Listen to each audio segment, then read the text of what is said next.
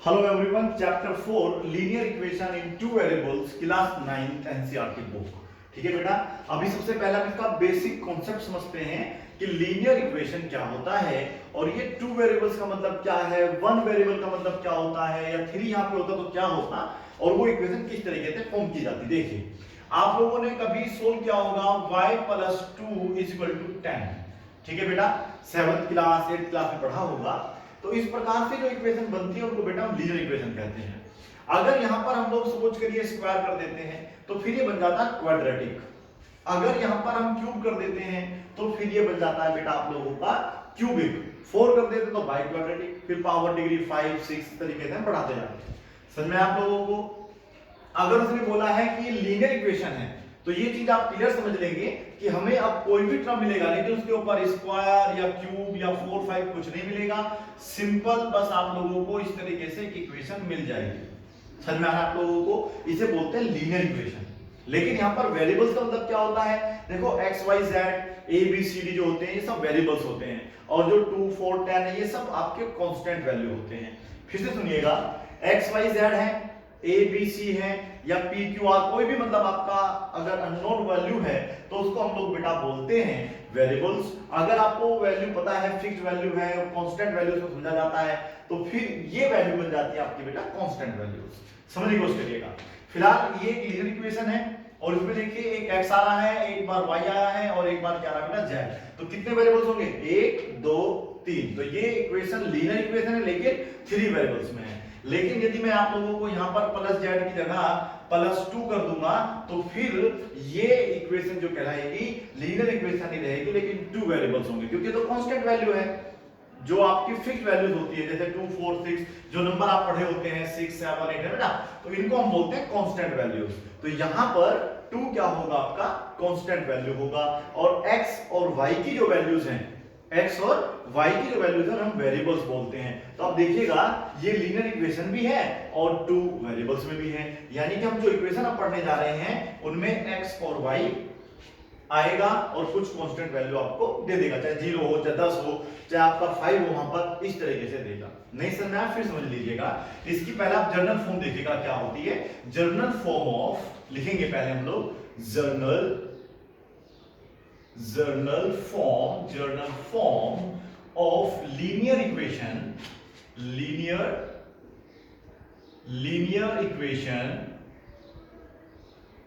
इन to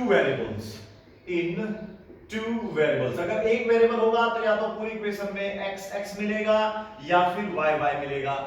ठीक है बेटा, जैसे हमने दे दिया 3x + 17 = 0। तो ये वाली जो आपकी इक्वेशन है ये लीनियर इक्वेशन है वन वेरिएबल में, क्योंकि हमें बस केवल एक वैल्यू है जो नहीं पता, x। ठीक है बेटा, तो ये वन वेरिएबल की इक्वेशन होगी और लीनियर इक्वेशन होगी।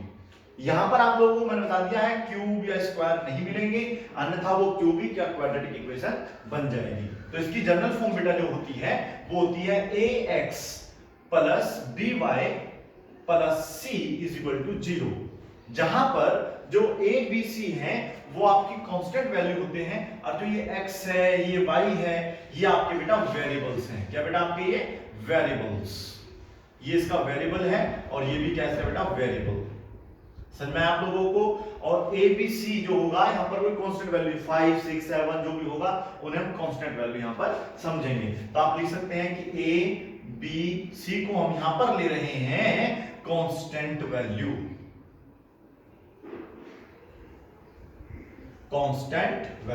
आप बताइए समझ में आया नहीं आया? तो एक इक्वेशन जो आपको दी जाएगी उसमें आप लोगों को 2 अननोन वैल्यूज होंगी, बाकी सब कांस्टेंट वैल्यू होंगी, तो उनको बोलते हैं linear equation in two variables. यहां पर आप देखने का, आप पूरा चैप्टर आप पढ़िएगा, कभी भी आपको x² + y³ 8 ऐसा सवाल कोई नहीं मिलेगा। समझ में आ गया? अगर इस टाइप से कोई क्वेश्चन मिल गया, देखिए 2 वेरिएबल में तो ये भी है लेकिन लीनियर नहीं है। लीनियर के लिए हमें ये जो पावर है ये यहां से हटानी होगी, हाईएस्ट पावर केवल 1 होनी चाहिए, और जिसकी हाईएस्ट पावर 1 होती है उसको हम लोग लीनियर इक्वेशन कहते हैं। उम्मीद है अब आपको समझ में आ गया होगा। अब देखिएगा इक्वेशन किस किस टाइप की होती है और कैसे हम लोगों को क्वेश्चन सोल्व करने होते हैं। देखिए, अगर मैं x = लिख देता हूं 2y, इसका मतलब क्या होगा?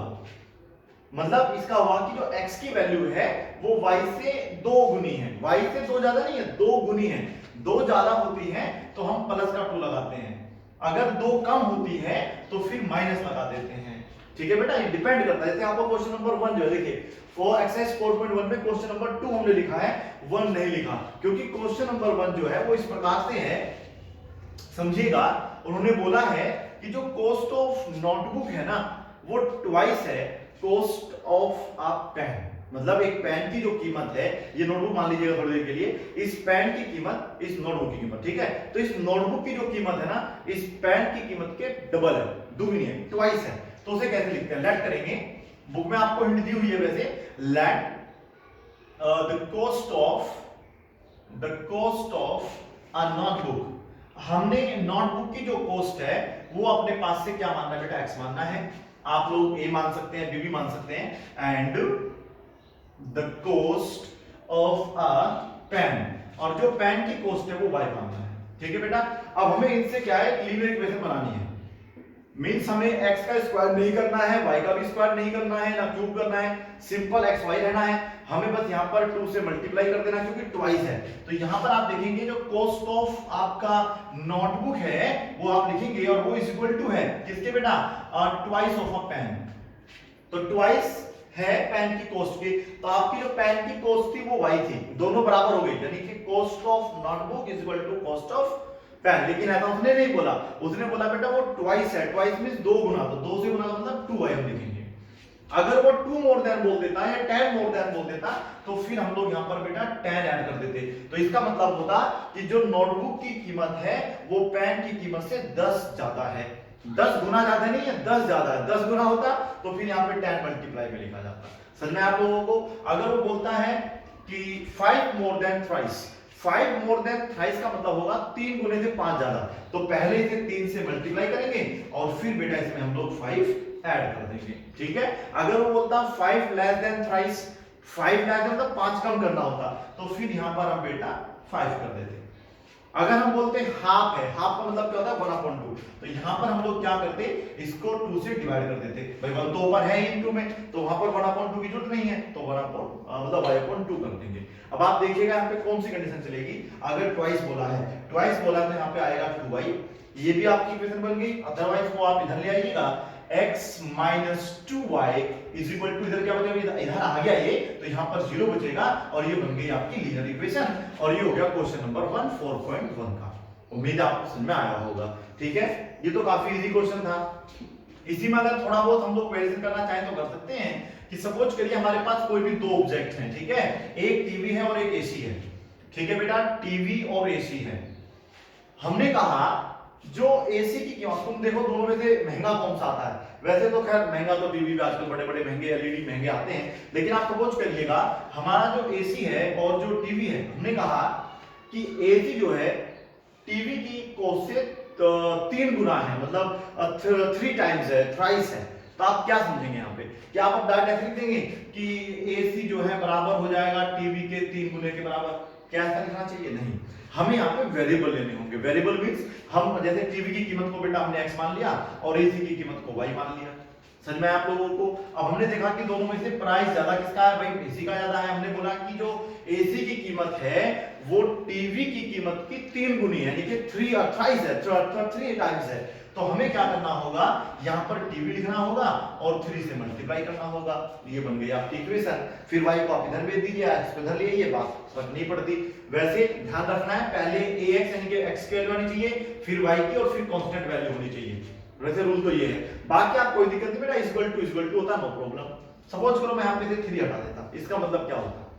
तो यहाँ पर हम इसे बोलते हैं कि कॉस्ट ऑफ एसी जो है वो बराबर है कॉस्ट ऑफ टीवी के। समझ में आया? अब देखिएगा, अगर मैं यहाँ पे प्लस 1000 कर देता हूँ या 100 करता हूँ तो इसका मतलब क्या होगा? यहाँ पर हम पढ़ेंगे कि कॉस्ट ऑफ जो एसी है वो टीवी की कॉस्ट से 100 मोर देन है, 100 ज्यादा है। बस इतना समझना था। क्वेश्चन नंबर 1 आपका इसी के साथ समाप्त होता है।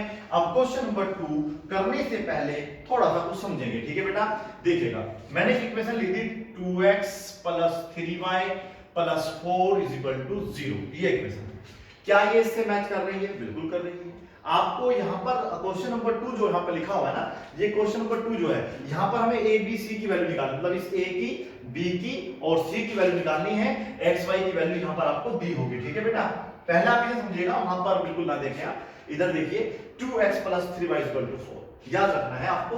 अगर हमें इसे मैं थोड़ी देर के लिए यहां से हटा देता हूं, अगर आपके साथ देखो x लगा है तो मान लीजिए वहां पर x के साथ जो भी कोफिशिएंट होगा वो a होगा। अगर y आपको दिख रहा है तो उसके साथ जो भी कोफिशिएंट है वो b होगा। और अगर वहां पे ना तो x आ रहा है और ना y आ रहा है, बस एक सिंपल कांस्टेंट वैल्यू है, तो फिर मान लेना वो c की वैल्यू है। इसे बोलते हैं बेटा कांस्टेंट वैल्यू, जैसे -10, 5, 8, 10, 20, इस तरीके से आपको समझना है। अब आप देखिएगा यहां पर आप देखो ये भी x है, ये भी x है, a के स्थान पे क्या आ गया 2, तो कंपेयर करेंगे तो वैल्यू क्या आ जाएगी a की 2, सिंपल। b की वैल्यू कंपेयर करिए, ये y के साथ होगा, y देखिए इसमें है y है के साथ क्या लिखा है 3, प्लस में है तो प्लस में, माइनस होता तो माइनस में लगा देते। और c की वैल्यू कितनी आ गई 4, क्योंकि इसमें ना x आ रहा है ना y आ रहा है ना z आ रहा है, तो इससे आपका आंसर आ गया। समझ में आप लोगों को, उम्मीद है आपको समझ में जरूर आ रहा होगा। अब सपोज करिए मैं यहीं पे जो है ना माइनस लगा देता हूं, तो यही तरीका रहेगा करने का, बस जो प्लस का 3 था वो फिलहाल -3 होने वाला है। अगर मैं यहाँ पे अपॉन 2 लगा देता तो मुझे तब भी घबराने की आवश्यकता नहीं है। y के साथ जो भी वैल्यू है उसे आप क्या मान लेंगे, b की वैल्यू मान लेंगे। इन केस यहाँ पर ये ना होता, बस इक्वल टू सीधा 0 ही होता, तब भी हमें कोई दिक्कत नहीं, कांस्टेंट वैल्यू है ही नहीं, तो वहां पे फिर 0 मान लेते हैं। इन केस अगर ये भी ना होता हो तो x भी नहीं है तो कोई दिक्कत नहीं, फिर बेटा ये भी 0 हो जाता। तो अब यहाँ पर आपके पास केवल y की वैल्यू मतलब b की वैल्यू होती, c की और a की वैल्यू नहीं होती। अब समझ में आप लोगों को, इस तरीके से आपको समझना होता है, ठीक है। कभी कभी क्या होता है बेटा, ऐसे दिया होता है -x + y = 10। अब आप देख लीजिएगा क्या ये इस फॉर्म की इक्वेशन है, प्लस माइनस में देखिएगा = में 0 होना चाहिए, 0 है नहीं है ना, तो आपको इस पहले tan को इधर लाना होगा। पहले हम लोग क्या करेंगे, माइनस प्लस ये सेम रहेंगे, ये tan इधर आके माइनस का होगा = 0। अब ये इक्वेशन जो है इस फॉर्म की बन जाएगी, है ना बेटा। अब ये इस फॉर्म की बन गई है, तो हम लोग क्या करेंगे, यहां से a की वैल्यू निकालेंगे। a की वैल्यू कुछ नहीं दिख रही, वैसे 1 है, ध्यान रखना है। a की वैल्यू क्या है, -1 है, b की वैल्यू क्या है, प्लस का 1 है, और c की वैल्यू tan, बताओ प्लस की या माइनस की। साइन देख लीजिएगा, tan से पहले साइन माइनस का है तो माइनस आएगा। समझ में आ रहा है आप लोगों को। अब कभी यहां पर अगर 1/2 होगा तो ये भी बस क्या हो जाएगा, 1/2 हो जाएगा। अगर यहां पर कभी √3 हो तो बेटा ये भी क्या हो जाएगा, √3। अब √3 ऊपर मल्टीप्लाई में है तो √3, कभी कभी तो इस तरीके से दे देता है कि अपॉन में √3, नो प्रॉब्लम, ऊपर बेटा 1 मान लेना और नीचे √3 आ जाएगा, सिंपल। तो इस तरीके से आप लोग जो है किसी भी लीनियर इक्वेशन में से a b c की वैल्यू निकाल सकते हैं, ठीक है। ये पूरा क्वेश्चन नहीं लिखा गया है, आप लोग जो है पहले बुक्स में से क्वेश्चन नंबर 2 पढ़िएगा, समझिएगा और फिर करिएगा, इसको आप ध्यान रखेंगे, ठीक है। चलो यहीं पे एक आधा क्वेश्चन करके देख लेते हैं, स्पेस थोड़ा कम है तो इसे हम इक्वेशन को यहां लिखेंगे ax + by + c = 0, ठीक है बेटा। जहां पर x और y क्या है, वेरिएबल्स हैं, और a b c constant value हैं, जैसे 2 4 8 10। पहला सवाल देखिएगा क्वेश्चन नंबर 2 का किस तरीके से सोल्व होगा। ये है बेटा 2x + 3y = 9.35। यहाँ पे एक बात दिया हुआ है, देखिए पहले तो आप लोग ये देखिए क्या ये इक्वेशन उससे मैच कर रही है। देखो x y तो मैच कर रहे हैं, लेकिन आप देखिए = 0 होना चाहिए, 0 नहीं है, तो आप पहले इसको इधर लेके आएंगे। अब एक बात ध्यान से सुनना, इसको हम लोग बस केवल इतना लिखते हैं +3y - 9.35 = 0। और जो एनसीईआरटी बुक में इसका आंसर आप देख रहे हैं ना, वो बेटा क्योंकि यहां पर आप देखिएगा पॉइंट के बाद जो वैल्यू है वो 3 आ रही है। आपने कभी एस्टिमेट किया होगा क्वेश्चनों को, अगर 6.2 होता था तो हम लोग इसको बस केवल 6 लिया करते थे, और अगर 6.8 हो जाया करता था तो हम इसको 7 मान लिया करते थे। पढ़ा होगा ना आपने बेटा एस्टिमेट करना, और नहीं भी पढ़ा तो आप पढ़ लीजिएगा। अगर ये वैल्यू 5 से कम है, सुन लीजिए 5 से कम मतलब यहां पर 0 होता, 1 होता, 2 होता, 3 होता, 4 होता, तो बेटा वैल्यू बस ये लिखी जाएगी, इसमें 1 ऐड नहीं करेंगे। नंबर 2, अगर ये वैल्यू 5 या 5 से अधिक है तो फिर आप इस हटा दोगे, इसको इसमें एक ऐड कर देंगे, तो आप इसे हटा देंगे और इसमें 1 ऐड करेंगे तो कितना हो जाएगा 7। तो आप यहां पर देखिएगा ये 35 मतलब 3 है, मतलब 35 देखिए, ये 1 2 3 थे, वैसे हम लोग यहाँ पर 2 पॉइंट कर करेंगे तो वही 30 40 50 50 से आगे होना चाहिए। अगर हम इसे 10 बनाना है तो यहाँ पर जो है 5 से ज्यादा होना चाहिए था, तो 5 होना चाहिए था, 5 से ज्यादा नहीं है ना, तो इसलिए बेटा 9 ही लिखा जाएगा। तो आप इसको चाहे तो डायरेक्ट क्या लिख सकते हैं 9। अगर ये वैल्यू सपोज करो यहाँ पे 6 होती तो फिर हम इसे 9 ना मान, क्योंकि बहुत नजदीक है 10 के वो, तो इसे हम लोग फिर 10 मान लेते हैं। समझ आप लोगों को? ये है एक छोटा सा बस में हिंट, जब आप क्वेश्चन कर सकते थे। अब लिखेंगे कंपेयरिंग विद, कंपेयर करना पड़ता है, कंपेयरिंग विद क्या है इक्वेशन का नाम, ax plus by plus c equal to 0। इसे अगर पूछे क्या है, ये है बेटा general equation of linear equation in two variables. General equation है दो वेरिएबल की, ठीक है, जहां पर a b c क्या है आपके कांस्टेंट वैल्यूज हैं। अब आप चेक करिएगा, a की वैल्यू बता आप लिख लीजिए, b लिख लीजिए, c लिखना जरूर है, चाहे वैल्यू 0 लिखेंगे जरूर। अब x के साथ जो वैल्यू है वो 2 है, तो यहां पर 2 आ जाएगा, ये 3 है तो 3 आ जाएगा, और वो बेटा -9 है तो 9 आ जाएगा। ज्यादा कंफ्यूज मत होइएगा, अगर आप 0.35 में लिख देंगे नो इशू, आपका आंसर ठीक रहेगा, ठीक है। अगर आपको नहीं समझ में आ रहा है तो नो प्रॉब्लम, ठीक है। अब वो थर्ड फोर्थ क्लास में आपने पढ़ा होगा, दोबारा उसको अगर पढ़ेंगे तो बहुत सारा टाइम वेस्ट होगा, इतना समय नहीं होता है बेटा। चलिए, ये है आपका x minus y upon 5 minus 10 is equal to 0, ठीक है। अब इक्वेशन आपकी वही रहेगी, ठीक है। अब क्योंकि इस बार क्या है बेटा, आपको इक्वल टू में 0 दिया हुआ है और इक्वल टू के इधर ही x की वैल्यू और y की वैल्यू आपको दी हुई है, कुछ नहीं करना, कंपेयरिंग विद ये रहेगा। a की वैल्यू बेटा ये 1, b की वैल्यू बेटा यहाँ पे 1/5 और माइनस की मानी जाएगी, और बेटा ये वैल्यू हो जाएगी माइनस की 10। बताइए समझ में आया नहीं आया? बिल्कुल इजी सिंपल एक्सरसाइज लगेगी। अभी आपको ये देखते जाना, ये इसका सेकंड पार्ट था, अब इसका हम लोग थर्ड पार्ट करेंगे, ठीक है बेटा। अब मेथड भी क्या नाम यही है, सिंपल सा मेथड है, कुछ करना भी नहीं है। 10-15 मिनट अगर पढ़ा दिया आपको तो आपको ये सब्जेक्ट बोर लगना लगे, यार इतना इजी चीजें बार बार क्यों पढ़ाई जा रही है।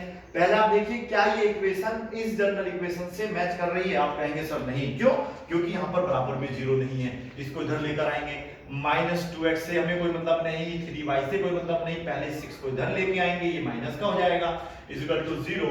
अब आप लोग यहाँ से a b c के रो निकाल लीजिएगा, x के साथ जो वैल्यू कनेक्ट में है प्लस माइनस जो भी है वो -2 हो जाएगी, ये +3 हो जाएगा, और बेटा ये हो जाएगा -6। उम्मीद है आपको समझ में आ रहा होगा, ठीक है बेटा। चलिए आगे बढ़ते हैं नंबर 4 पार्ट पे।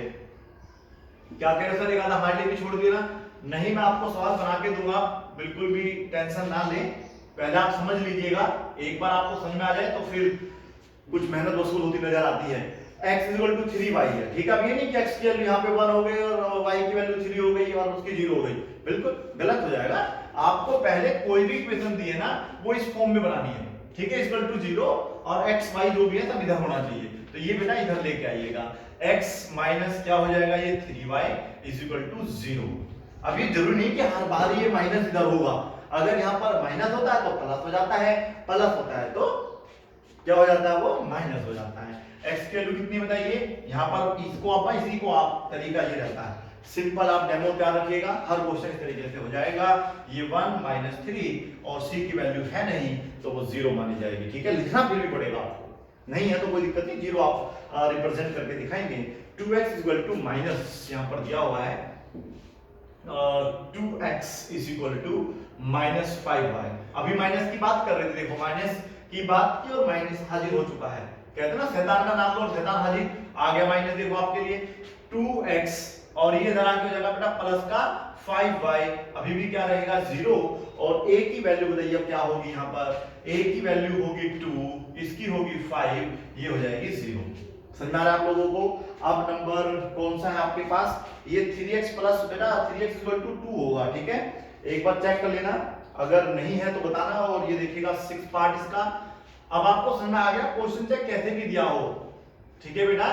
अगर सपोज करो ये 3x प्लस 2 था इक्वल टू 0 है, सपोज करिएगा, तो सिंपल है, a की वैल्यू कितनी आ जाएगी 3, b तो है नहीं, y तो इसमें है नहीं, तो b की वैल्यू कितनी आ जाएगी 0, और c की क्या हो जाएगी 2, इनफ आंसर। और अगर ये है 3x इक्वल टू 2 तो आप पहले इसको इधर लेके आएंगे, तो ये हो जाएगा 3x माइनस का 2 इज इक्वल टू 0। a की वैल्यू कितनी होगी 3, b की -2 नहीं बेटा, यहाँ पर y नहीं है तो इसलिए ये माना जाएगा c और ये माना जाएगा आपका 0। फिर से सुन लीजिएगा, अगर ये सिंपल यहाँ प्लस 0 ही दे रखा है तो फिर आपको बस करना क्या होगा, यहाँ पर प्लस का 2 आंसर आ जाएगा, ये आपका आंसर आ जाएगा। ठीक है, हो सकता है छोटी मोटी मिस्टेक हो गई हो प्लस माइनस की। चलिए अब आप लोग जो है क्वेश्चन नंबर ये y-2 वाला देख लीजिएगा, 7th पार्ट है इसका ये, y-2 इज इक्वल टू 0। अब इसमें आप देखिए a की वैल्यू कैसे निकलेगी, नहीं निकलेगी क्योंकि यहाँ पर x की वैल्यू नहीं है तो वो 0 होगा, y के साथ यहाँ पर 1 है तो 1 मानेंगे, वैसे -2 है कांस्टेंट वैल्यू तो वो -2 लिख देंगे। ठीक है, 5 इज इक्वल टू 2x। इसमें बहुत बच्चों को कंफ्यूज रहती है सर कैसे करें। देखिए हमने क्या बताया, पहले आप x वाली वैल्यू लिखो, x वाली है तो इसको इधर भेज दीजिएगा। अब आप जब इसको इधर भेजेंगे तो ये लिखा जाएगा 2x - 5 इज इक्वल टू 0। अब बेटा बात एक ही पड़ती है, आप ऐसे लिख लो या फिर 2x - 5 इज इक्वल टू 0, क्योंकि दोनों है तो बराबर में ही ना, इक्वल टू में है तो आपने दोनों को इक्वल लिख लिया। अब आप देखिएगा x की वैल्यू आपकी कितनी आ गई 2, ये आ गया आपका 0 और ये आ गया -5। उम्मीद है आपको एक्सरसाइज 4.1 पूरी समझ में आ गई होगी। ठीक है, आप इन्हें नोट कर लीजिएगा। अब हम लोग जो है कुछ आपको क्वेश्चन दे देते हैं, इनको इनमें से आप लोग जो है एबीसी की वैल्यू फाइंड करके मुझे बताएंगे। ठीक है, चलिए नोट कर लीजिएगा।